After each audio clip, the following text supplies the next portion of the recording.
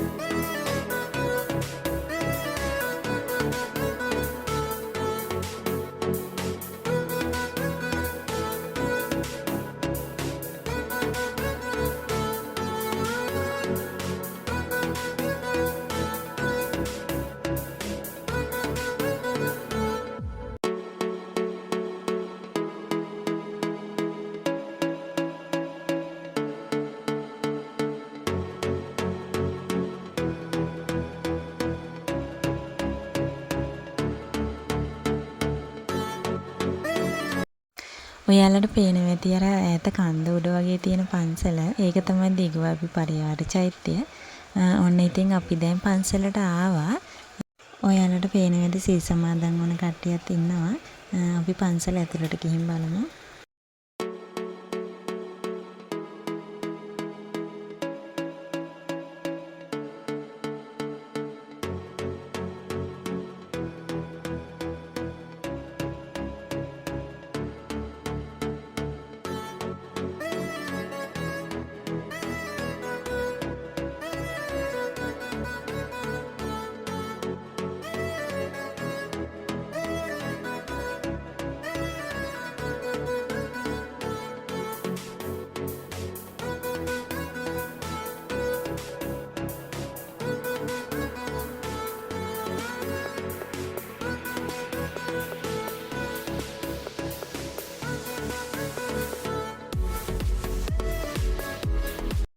මේ පන්සල හරිම ලස්සනයි. මම නම් ගොඩාක් ආසයි.